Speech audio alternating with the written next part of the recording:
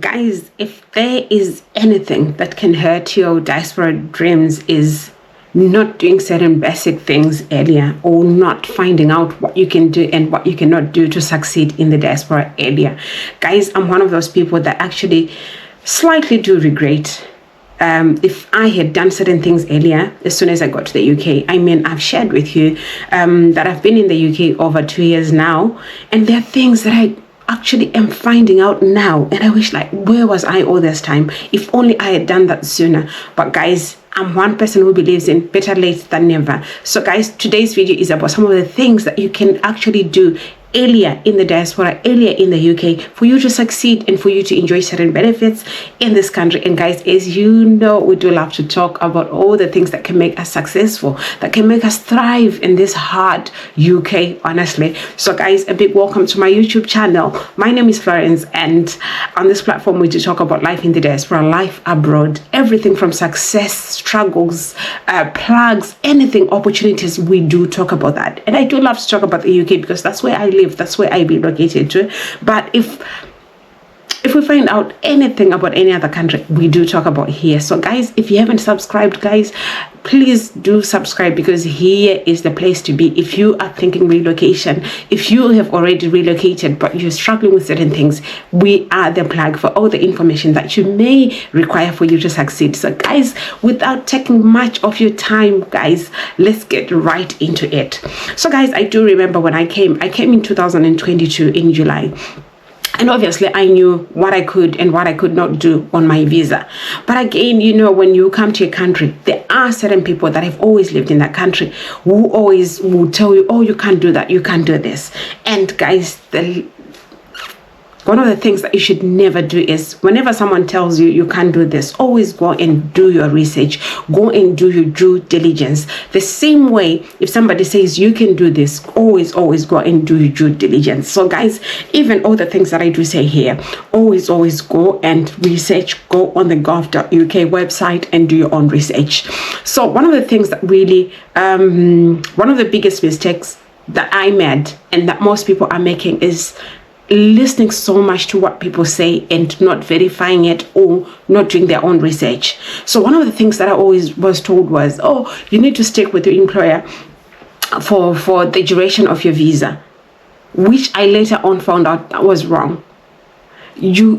Our visa allowed us to switch employers. Our visa allows us to change employers for as long as you are going to do the same job, or the same job which is in the same knock code. Then that's okay. But I didn't know about that until I think after about like a year. I'm not saying there is anything that was wrong with the company that I was working for, but I'm somebody who is one for opportunities. And if I had known earlier, probably I could have prepared myself better. So one of the things that I do encourage people to do is do your research. And one of the things that I do encourage people is to know what you want as far as your career is concerned. And one of the things that I wish I knew earlier was, I think I should have changed careers earlier, because it would have been in line with all the things that I want. It could have set me on a path that I want. And this is in response to one of the questions that I always get asked to say, Flo, I've only been in this country 3 months. Can I switch to the NHS? Can I switch to support work? Or can I switch to domiciliary? Yes, you can. Duration has got absolutely no contribution towards it. And I mean, I'll just clarify on that. The same way you found that job from Africa to come to the UK is the same way that you use that experience, use those skills, use those qualifications to switch from one employer to the other. So I think I've put that to bed. The second thing that I wish I had done earlier was to start working a second job, joining an agency. I'll give you my reasons why. Right. So we would be told oh, if you go and work for an agency, you need to have acquired so much experience. You need to have been working in your own job, in your original job that brought you from abroad for about 6 months or a year. But guys, that's not true.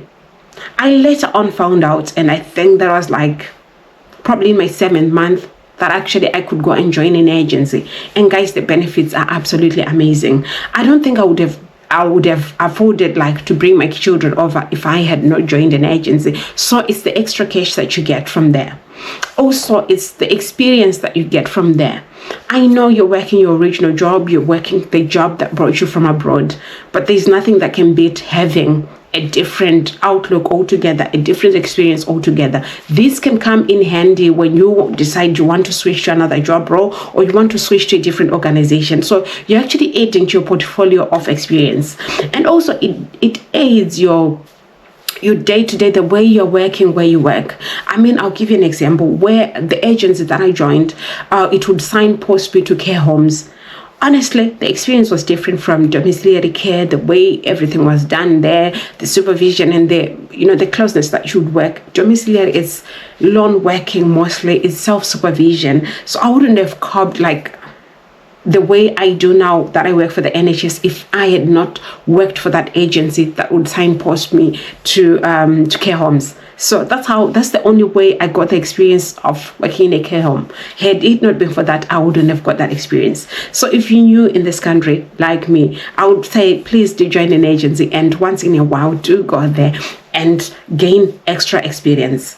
Also, just as a sort of like a tip or some advice is, when you go there, please be aware of your visa conditions. If you are on a skilled worker visa, then that has to be like 20 hours. You can't exceed the 20 hours. So bear in mind that. But if you are a dependent, then you can work any hours whatsoever, but it's good experience. I wouldn't have gained that anywhere else.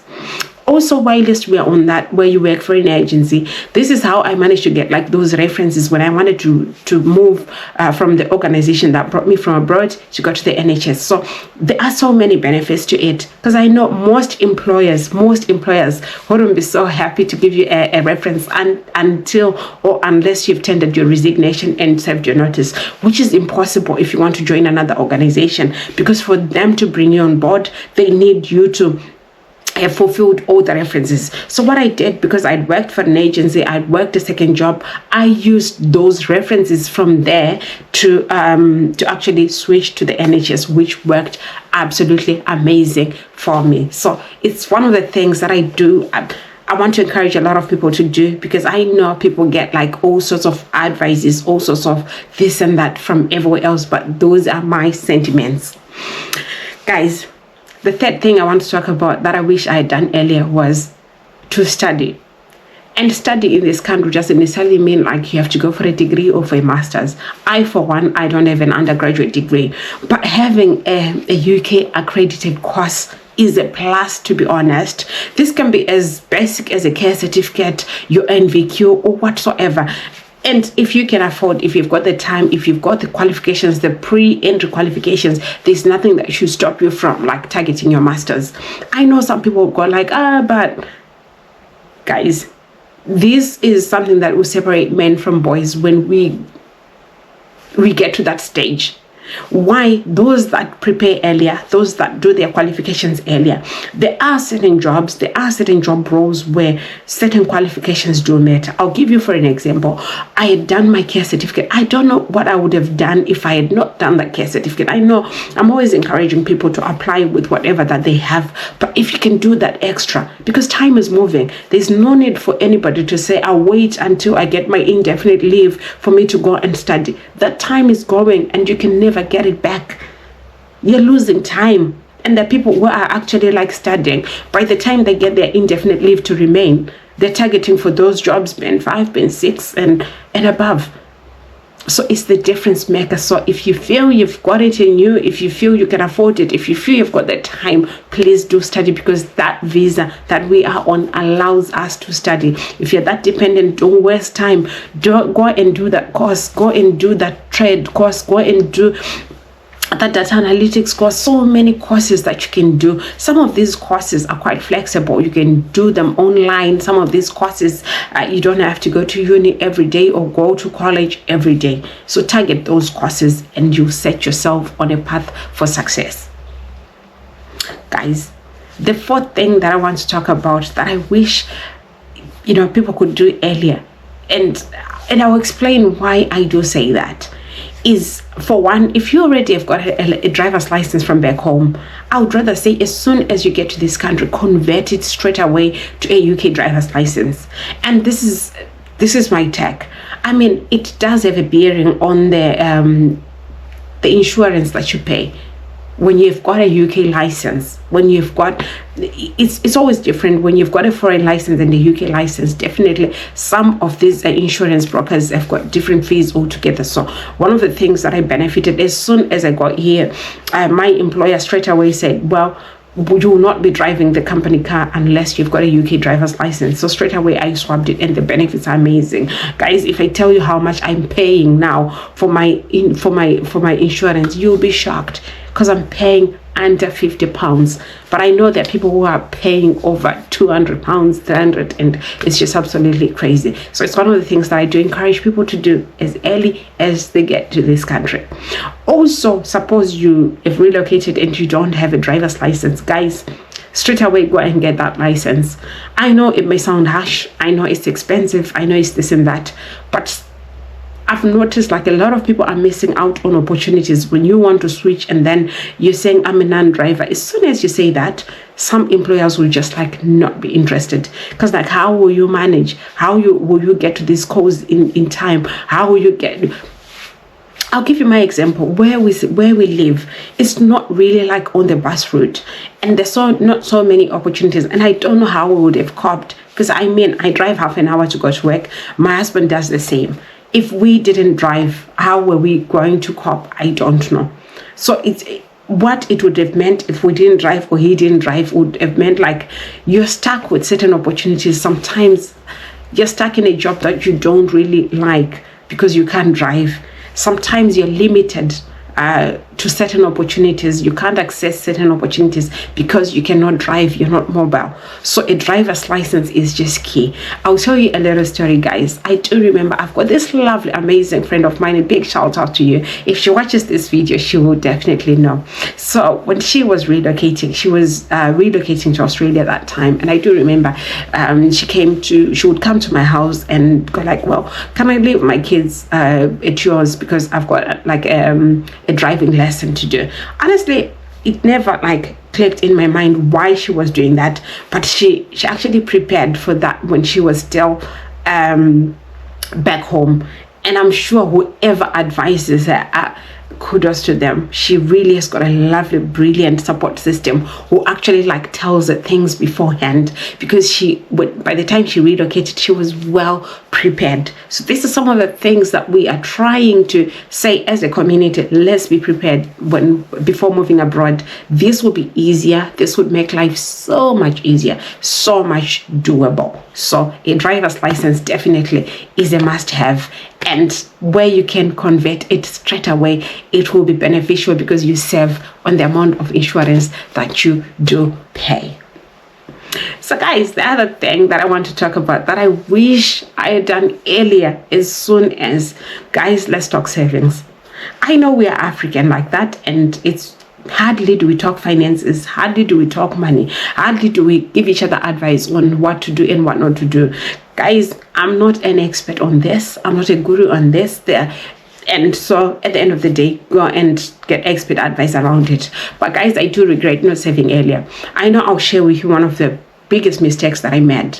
I carried on that African culture that we've always done home, Stockville, Marround, I don't know what you call it in your language or what you call it in your culture or how do you, but where like it's crowdfunding, it's group funding, where you give that person money.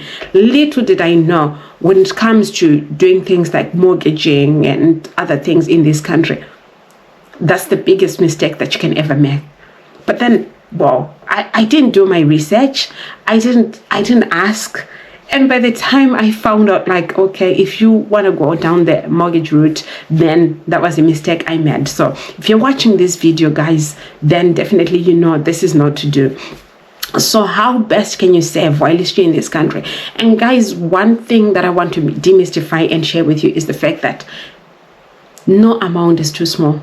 Even if you save £10, £20, £100, it's the culture, is getting into the groove of it, is the discipline of saving that will determine how far you go, the amount of success you get at it. So I would say start small. Don't say, oh, because I earn less, so there's no point. Whether you're left with £10, for as long as you put it aside, that's beautiful. It's the culture. You grow into it. You'll become better at it. And trust me, you'll begin to find means and ways of saving more. So here is the thing. So by the time I, through talking to other people that have been in the country, through talking to people who are well knowledgeable around finances and things, that's when I found out about the ISA. So this is like a personal saving account that you can have with your bank. I mean, like if you're watching this video and you're in this country, definitely you've got a bank account. Definitely you've got a relationship with your bank. So it's an extra account that you open where you put away your savings. So what you do with this savings, the lifetime investment savings account, is the benefit of it is that you do not get taxed on savings, unlike other savings accounts. So, but then there's a downside to it, because this money, when you put it away, when you save it, you can only use it to buy your first home. You can only, or to put it towards your pension. You can't use it for anything else. So that's the downside to it. But the benefits far outweigh the downside, to be fair. So this is another way that I want to encourage people to do. You can do it with any bank whatsoever. Every bank, I think, has got that facility. I use HSBC. So I know it does work. I know it works for me. The benefit of also doing it is that at the end of each tax year, you get a 25% bonus out of it when you've saved about like £4,000 in it. Then you get your 25% from the government. So it's a plus, it's extra cash that you get for being disciplined enough. It's like them clapping hands for you for being so good and so disciplined with your finances, and it will go a long way. So again, there's nothing that should stop us from like thinking, okay, in 5 years I really need to have my first home, in 10 years, in 3 years, in so many years. There is nothing that should limit us from having those conversations, to be fair. One of the things that we would always get is like, why don't you wait until you've got your indefinite leave to remain? You do not have to wait that long. I do know families, I do know couple friends of ours who have actually bought their first home in their first year, second year, third year. So if you're watching this video, there is nothing that should stop you from thinking, I want to buy a home. I want to be a homeowner in this country. And you begin to work towards it. So you begin to work towards your dreams. There are other things that we say to each other. There are other advices that we give each other that really are not it. So I'm challenging you the same way I'm also challenging myself through these conversations to say there's nothing that should stop me from really going for my dreams. Guys, if you've watched again this far, kudos to you, and just stay a little bit more, because I've got another one that I do feel my people, we need to be targeting this one. So last but not least, guys, this is about investing. Guys, we don't know what the future holds. And guys, there's nothing that should stop us from investing. I know, again, that my advice will always come like, why don't you wait until you get your indefinite leave? Guys, that should be no barrier. That should be no barrier at all to people investing. This can be investing back home, start a project back home, again, depending on the relationship that you have with your support system back home, the things that you're doing. I know people that are doing amazing projects back home. This is in preparation for you. Probably you want to go back home at some point. Probably you want to retire back home. Definitely the sooner or earlier that you do it, the better. It lessens the burden. It lessens the strain of you having to want to do it last minute. So it's the discipline that goes into it. It's the planning that goes into it. And I know there are some people who are actually like investing in this country, investing in a lot of things. I'll not dwell much on this because I'm not an expert in this. So you go on and do your research. There are people that are actually like investing in stock. I know everywhere I go, I just see this jumbo advert. Why can we not like find out what it is about and what we can do, what we can invest in? There are people that are investing in stocks. It's allowed as well. There are people that are actually going down the real estate route. I'm saying there's two of you in your household. There's you, the main applicant, there's the dependent there. So this is something that you should be doing. This is something that you should be targeting. I know if you haven't watched, I did a video where I spoke about like opening businesses in this country for dependents. So if you haven't watched that one, or if you're watching this video and you know you've got a partner or you've got a spouse who is a dependent to your visa, definitely, last but not least, guys, definitely opening a business in this country is something that you should be looking at. It's something that is worth trying. Again, basically what we're saying is having multiple streams of income is a plus, guys. Nothing beats that. We didn't come this far just to come this far. Let's make the most out of it. Let's do our best to really live our dream, to really make it while the sun, make the hay while the sun shines. So guys, that's all I had for you today, and I'll see you in our next video, guys. And I wish you all the success in this year, because I know you can do it, and I know we can do it together. So guys, it's bye for now.